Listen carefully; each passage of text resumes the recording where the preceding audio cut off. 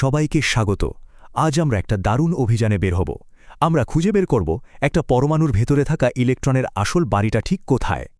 চলুন একটা খুব পরিচিত প্রশ্ন দিয়ে শুরু করি। আমরা তো ছোটবেলা থেকে পরমাণুর একটা ছবি দেখে এসেছি, তাই না? যেখানে নিউক্লিয়াসকে ঘিরে ইলেকট্রনগুলো ঘুরছে, ঠিক যেন সূর্যের চারপাশে আমাদের গ্রহগুলো। কিন্তু আসলে কি ঘটনাটা ঠিক এই রকম? তো আসল সত্যিটা জানার আগে চলুন একটু অতীতে ফিরে যাই।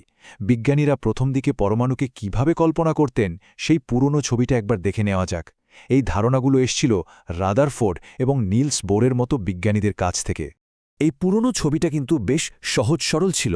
ভাবা হতো ইলেকট্রনগুলো একদম নির্দিষ্ট পরিপাটি বৃত্তাকার পথে ঘুরছে।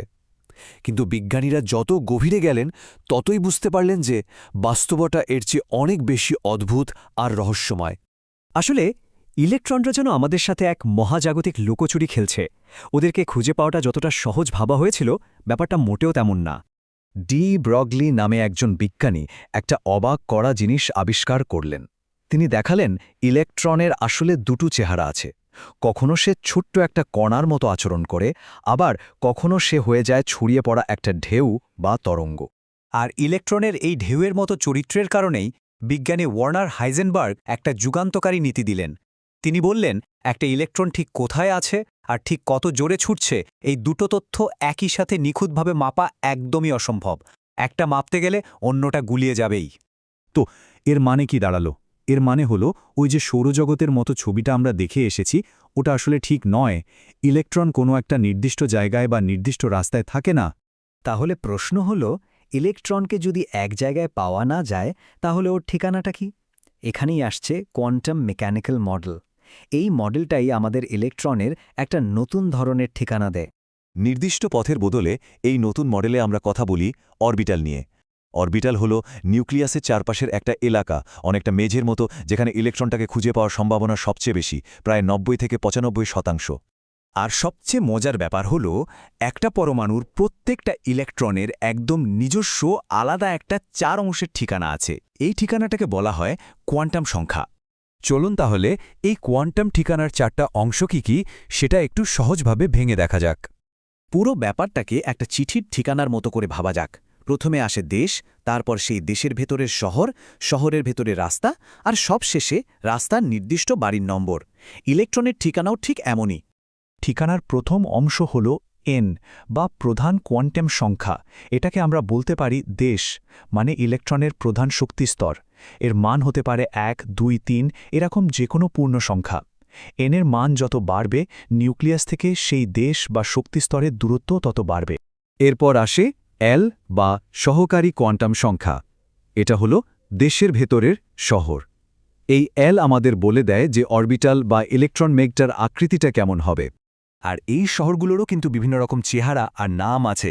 যেমন এস অরবিটালটা দেখতে একদম গোল বলের মতো, পি অরবিটালটা ডাম্বেলের মতো। আর মজার ব্যাপার হলো, এই এসপিডিএফ নামগুলো কিন্তু এমনি এমনি আসেনি। এগুলো এসেছে পরমাণু থেকে বের হওয়া আলোর বিভিন্ন ধরনের বর্ণালীর রেখা দেখে। ঠিকানার তৃতীয় অংশ হল এম বা চৌম্বকীয় কোয়ান্টাম সংখ্যা। এটাকে বলে যায় শহরের রাস্তা। এটা আমাদের বলে দেয় ওই বিভিন্ন আকৃতির অরবিটালগুলো মহাশূন্যের ঠিক কোন দিকে মুখ করে আছে বা কিভাবে সাজানো আছে। যেমন ধরুন, পি আকৃতির শহরে রাস্তা আছে 3টা, ডি আকৃতির শহরে রাস্তা আছে 5টা, আর এস শহরটা যেহেতু একদম গোল, তাই ওর একটাই রাস্তা। যেদিক থেকেই দেখা হোক না কেন, দেখতে একই রকম লাগে। আর সব শেষে হল স্পিন কোয়ান্টাম সংখ্যা। এটা হলো রাস্তার বাড়ির নম্বর। প্রত্যেকটা রাস্তায়, মানে একটা অরবিটালে, বড়জোর 2টো বাড়ি বা 2টো ইলেকট্রন থাকতে পারে। আর নিয়ম হলো, এই 2টো ইলেকট্রনকে অবশ্যই একে অপরের উল্টো দিকে ঘুরতে হবে। আচ্ছা, তাহলে তো আমরা ঠিকানাটা জেনে গেলাম। এবার চলুন দেখি এই সহজ নিয়মগুলো মিলে কিভাবে একটা আস্ত পরমাণু আর তার থেকে আমাদের চারপাশের গোটা বিশ্বটা তৈরি হয়ে যায়। এখানে সবচেয়ে জরুরি আর মৌলিক নিয়মটা হল, একটা পরমাণুর মধ্যে কোনো দুটো ইলেকট্রনের 4 অংশের ঠিকানা হুবহু এক হতে পারবে না। প্রত্যেকের ঠিকানা হবে সম্পূর্ণ আলাদা আর অনন্য। আর এই নিয়মটা ব্যবহার করেই আমরা খুব সহজেই হিসাব করে ফেলতে পারি কোনো দেশে বা প্রধান শক্তিস্তরে সর্বোচ্চ কতগুলো ইলেকট্রন থাকতে পারবে। যেমন প্রথম শক্তিস্তরে মাত্র 2টো, দ্বিতীয় শক্তিস্তরে 8টা, আর তৃতীয় শক্তিস্তরে 18টা। এই হিসেবটা করার জন্য একটা দারুণ সহজ ফর্মুলা আছে 2n²। এই একটা ফর্মুলাই পরমাণু কিভাবে স্তর বেস্তর তৈরি হয় সেই রহস্যের চাবিকাঠি। আর সত্যি বলতে কি এটা আসলেই আশ্চর্যজনক যে এই সহজ 4টা ঠিকানার নিয়ম থেকেই আমাদের চেনা পর্যায় সারণীটা তৈরি হয়েছে।